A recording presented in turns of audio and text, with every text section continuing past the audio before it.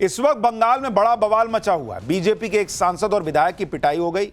उधर बागेश्वर बाबा की कथा बंगाल में रुकवाने का आरोप लग रहा है, लेकिन इस पर भी बागेश्वर बाबा ने ऐसी बात कह दी कि बड़ा हंगामा हो गया। बागेश्वर बाबा के बयान के बाद सनातन का अपमान करने और मजाक उड़ाने वालों की नींद उड़ी हुई है, क्योंकि बंगाल में कथा की परमिशन कैंसिल होने पर बागेश्वर बाबा ने साफ कह दिया कि सनातन के लिए उनका प्रण पक्का है।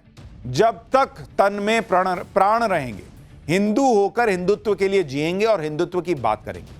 यही नहीं, बागेश्वर बाबा ने दीदी को थैंक यू कहते हुए कह दिया कि परमिशन कैंसिल होने का यह मतलब नहीं कि वो सनातन के लिए छेड़ी हुई मुहिम को छोड़ देंगे।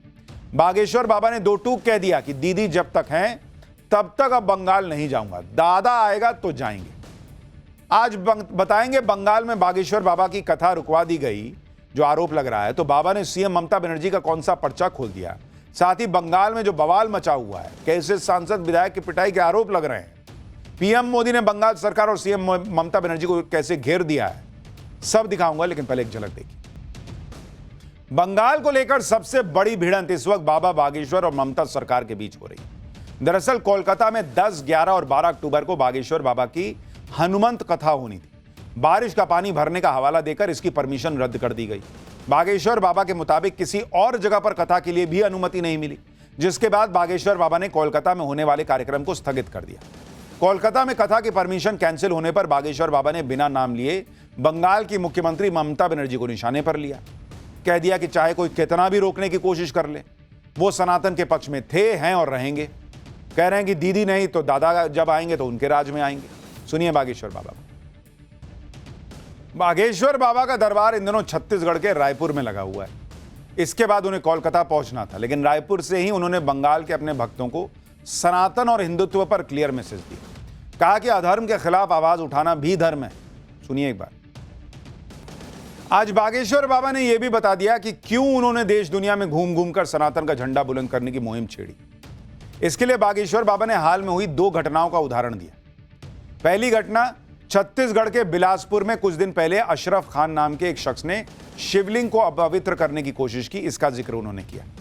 दूसरी घटना दशहरे पर तमिलनाडु के त्रिची में भगवान राम की तस्वीर को जलाने के आरोप में एक शख्स को गिरफ्तार किया। बागेश्वर बाबा ने साफ कर दिया कि हिंदुओं के अपने ही प्रदेश और अपने ही देश में हिंदुओं के आराध्यों के ऊपर उपद्रव करने वालों की वो ठठरी बांधते रहेंगे। बागेश्वर बाबा ने सनातन पर हो रहे हमलों के पीछे विदेशी ताकतों का भी हाथ बता दिया। सुनिए एक बार फिर बताता हूं कि बंगाल में और क्या क्या बवाल हुआ है।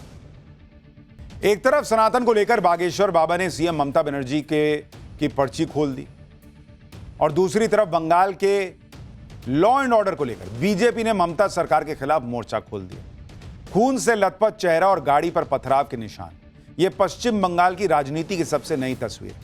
बीजेपी का एक डेलीगेशन बंगाल के जलपाईगुड़ी में बाढ़ पीड़ित लोगों की मदद के लिए पहुंचा था, जहां कुछ लोगों ने उनके काफिले पर हमला कर दिया। भीड़ ने उत्तर मालदा से बीजेपी सांसद खगेन मुर्मू और सिलीगुड़ी से बीजेपी विधायक शंकर घोष को घेर लिया। उनकी गाड़ी पर हमला किया गया, गाड़ी के शीशे तोड़ दिए गए और हमले में बीजेपी सांसद को गंभीर चोट आई है। यह सांसद का हाल है बॉस बंगाल के अंदर। भीड़ ने पहले बीजेपी विधायक शंकर घोष को धक्का दिया। बीजेपी विधायक जब गाड़ी में बैठने लगे तो एक शख्स ने चप्पल से हमला करने की कोशिश की। मारो मारो चिल्लाती हुई भीड़ से बचते हुए किसी तरह बीजेपी के नेता अपनी गाड़ी में बैठे, लेकिन इसके बाद भीड़ ने पथराव शुरू कर दिया। पत्थर लगने से बीजेपी सांसद का सिर फट गया और उनके पूरे चेहरे पर खून बहने लगा। घायल बीजेपी नेताओं को उनके साथ मौजूद सुरक्षा कर्मियों ने किसी तरह भीड़ के चंगुल से बचाया और अस्पताल में भर्ती करवाया। हमले पर घायल बीजेपी विधायक क्या कह रहे हैं, सुनिए एक बार। बीजेपी ने अपने डेलीगेशन पर हुए जानलेवा हमले के लिए ममता सरकार और टीएमसी को जिम्मेदार ठहराया। पीएम मोदी ने इस घटना को शर्मनाक बताया और लिखा कि पश्चिम बंगाल में बाढ़ और लैंडस्लाइड से प्रभावित लोगों की सेवा करने वाले उनके पार्टी सहयोगियों, जिनमें एक मौजूदा सांसद और विधायक भी शामिल हैं, उन पर जिस तरह से हमला किया गया वो बेहद निंदनीय है। यह तृणमूल कांग्रेस की असंवेदनशीलता और राज्य की दयनीय कानून व्यवस्था को दिखाता है। काश पश्चिम बंगाल सरकार और तृणमूल कांग्रेस ऐसी चुनौतीपूर्ण स्थिति में हिंसा करने की बजाय लोगों की मदद पर ज्यादा ध्यान देती। आगे पीएम मोदी ने लिखा कि वो बीजेपी कार्यकर्ताओं से जनता के बीच काम करते रहने और चल रहे बचाव कार्यों में सहयोग करने का आह्वान करते हैं। वहीं बीजेपी ने इस घटना पर इंडी गठबंधन के नेताओं की चुप्पी पर भी सवाल उठाया। सुनिए सुधांशु त्रिवेदी को। खगेन मुर्मू पर जिस प्रकार का कातिलाना हमला हुआ है, उनका जो रक्त रंजित चेहरा है, मतलब जिसे आप सामान्य भाषा में कहते हैं एकदम खून खच्चर हो जाना, वो अगर आपने देखा होगा तो निश्चित रूप से कोई पत्थर दिल आदमी होगा जिसका कि हृदय न पिघला हो। तो आज हम पश्चिम बंगाल की सरकार से पूछना चाहते हैं कि आपके शासनकाल में यदि सांसद और विधायक भी सुरक्षित नहीं है, उनके ऊपर इस प्रकार का कातिलाना हमला होता है और उसके ऊपर पश्चिम बंगाल की सरकार और इंडी गठबंधन के समस्त नेताओं की चुप्पी लोकतंत्र के लिए बहरा करने वाली चुप्पी है। बाढ़ के मुद्दे पर और अपने डेलीगेशन पर हुए हमले को लेकर बीजेपी हमलावर हुई तो सीएम ममता बनर्जी भी डैमेज कंट्रोल में जुटी। जलपाईगुड़ी में बाढ़ प्रभावित इलाकों का दौरा करने पहुंची ममता बनर्जी ने बीजेपी नेताओं को ही हमले के लिए जिम्मेदार ठहरा दिया। ममता बनर्जी ने कहा कि 30-40 गाड़ियों से कोई बाढ़ प्रभावित इलाकों का दौरा करेगा तो लोगों को बुरा तो लगेगा ही। मतलब आप सोचिए कि 30-40 गाड़ी लेके कोई चला जाएगा तो उसका माथा फोड़ दीजिएगा, मुंह फोड़ दीजिएगा। क्यों गुस्सा आएगा भाई पब्लिक को? सुनिए ममता बनर्जी कैसे इसको भी डिफेंड कर दे रही भाई। जो इंसिडेंट हुआ है हम नहीं चाहते हैं उसका लॉ एंड ऑर्डर बिगड़े। हम कभी नहीं चाहते हैं कोई इंसिडेंट हो। और ये भी ठीक है अगर कोई फ्लड का एरिया में 30-40 गाड़ी लेके चला जाए तो एक जनता को दुख होता है। जिसको रोटी कपड़ा मकान छीन दिया उसको पास आज रोटी कपड़ा मकान का जरूरत है। इसीलिए मैं पॉलिटिक्स करने के लिए हम उधर में नहीं जाने जाते हैं। एक लाइन में कह रही है कि ऐसा नहीं होना चाहिए और दूसरी लाइन में कह रही है कि 30-40 गाड़ी लेके गया तो पब्लिक को गुस्सा आ गया। ये क्या बात हुई बॉस? 30-40 गाड़ी लेके क्या पब्लिक के घर पे चढ़ा दिया था क्या? और अगर पब्लिक को गुस्सा था तो पुलिस में शिकायत कराते, ये माथा फाड़ देंगे क्या? ये खैर बंगाल में जो हो रहा है उसकी चर्चा तो हो गई। पाठशाला में अब आपसे जुड़ी एक खबर। 16 बच्चों की जान लेने वाले कफ सिरप का वो राज खुल गया जांच में कि सुनकर हैरान रह जाए। आपके बच्चे को भी खांसी है, कफ सिरप पिलाने वाले हैं तो पहले ये चैप्टर देख लेना भाई। भारत दुनिया का फार्मेसी हब कहलाता है, लेकिन इसी हब में नकली और घटिया दवाओं का ऐसा जाल बिछा है जिसे तोड़ना नामुमकिन होता जा रहा है और अब यह सिस्टम लोगों की जान पर भारी पड़ता है जा रहा है। मध्य प्रदेश में ऐसी ही जहरीली दवा ने कोहराम मचाया। कोल्ड्रिफ नाम का कफ सिरप, खांसी होने पे कफ सिरप पीते हैं ना, ऐसा ही एक कोल्ड्रिफ नाम का कफ सिरप पीने के बाद 16 बच्चों की मौत हो गई। छिंदवाड़ा में कोल्ड्रिफ कफ सिरप पीने से 14 बच्चों की जान चली गई, जबकि 14 बच्चे किडनी फेल होने के बाद नागपुर के अस्पतालों में जिंदगी की जंग लड़ रहे हैं। इनमें से 3 बच्चे वेंटिलेटर पर हैं, जबकि 2 की हालत गंभीर है। बैतूल में भी कोल्ड्रिफ कफ सिरप पीने से 2 बच्चों की मौत हुई है।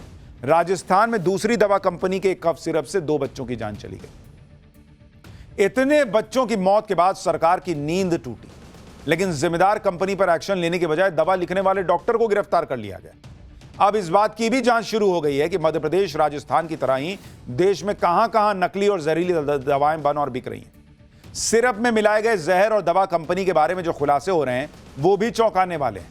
इस बीच मध्य प्रदेश के स्वास्थ्य मंत्री के बयानों पर भी बवाल मचा हुआ है। राजेंद्र शुक्ला ने पहले जहरीले कफ सिरप को क्लीन चिट दे दी और फिर अपने ही बयान से पलट गए। इसी के बाद बच्चों की मौत जैसे संवेदनशील मुद्दे पर सियासत शुरू हुई। जहरीले कफ सिरप पर मध्य प्रदेश में कैसे महाभारत छिड़ गई वो देखिए। साथ ही आपको यह भी बताऊंगा कि उस कफ सिरप में ऐसा क्या था कि बच्चों की जान गई, जांच में क्या खुलासा हुआ। लेकिन पहले जो हुआ उसकी एक झलक देखिए।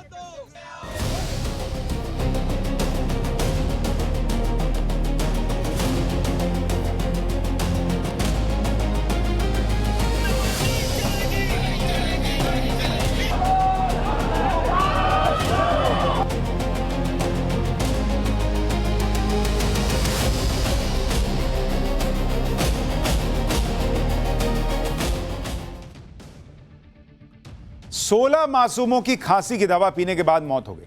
लेकिन दवा कंपनियों की लॉबी इतनी मजबूत है बॉस कि दवा बनाने वाले और उसे चेक करने वालों पर तो एक्शन अभी तक कुछ खास दिखा नहीं।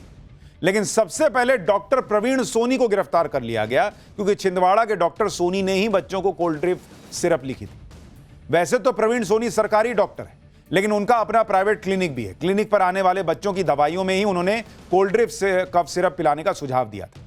डॉक्टर प्रवीण सोनी को गिरफ्तार किया गया तो इंडियन मेडिकल एसोसिएशन उनके समर्थन में उतर आया। आईएमए का तर्क है कि डॉक्टर तो दवा लिखता ना है बॉस, दवा की गुणवत्ता की जानकारी उसे नहीं होती, इसलिए डॉक्टर पर इस तरह का एक्शन ठीक नहीं है। हालांकि डॉक्टर प्रवीण सोनी की गिरफ्तारी के एक दिन बाद जब सरकार के पास पूरी जांच रिपोर्ट पहुंची तो जिम्मेदार अधिकारियों पर गाज गिरनी शुरू हुई। सीएम मोहन यादव ने आज drug controller Devendra Jain, drug inspector Gaurav Sharma और फूड एंड ड्रग्स विभाग के कमिश्नर दिनेश मौर्य को हटा दिया। 16 बच्चों की मौत के बाद सीएम मोहन यादव भी अपने सभी कार्यक्रम रद्द करके वहां परिवार वालों से मिलने पहुंचे। आज वो छिंदवाड़ा गए जहां वो पीड़ित परिवार के घर गए। इस दौरान उन्होंने कहा कि जिनकी जवाबदेही है उनके ऊपर एक्शन लिया जा रहा है।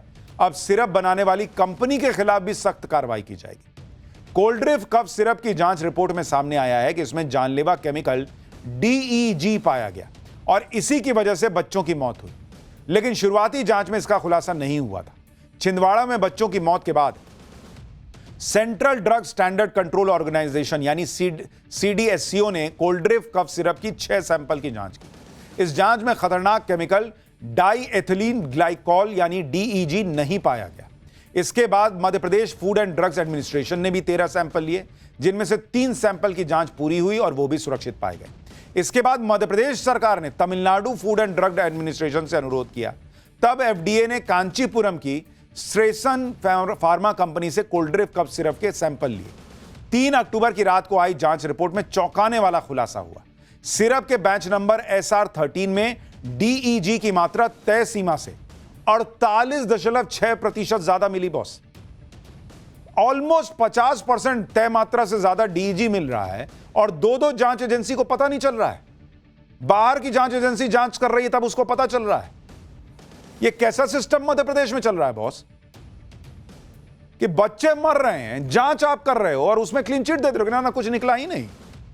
बच्चों के कफ सिरप में DEG की मात्रा 48% ज्यादा होने का क्या मतलब है समझते हैं आप? DEG को ऑटोमोटिव एंटी फ्रीज यानी कोई पदार्थ जमे नहीं इसके लिए इस्तेमाल किया जाता है। पॉलिएस्टर फाइबर बनाने के लिए कच्चे माल के रूप में इस्तेमाल किया जाता है और इसका इस्तेमाल hydraulic brake fluids, stamp pad ink, paint और प्लास्टिक के प्रोडक्ट्स में होता है।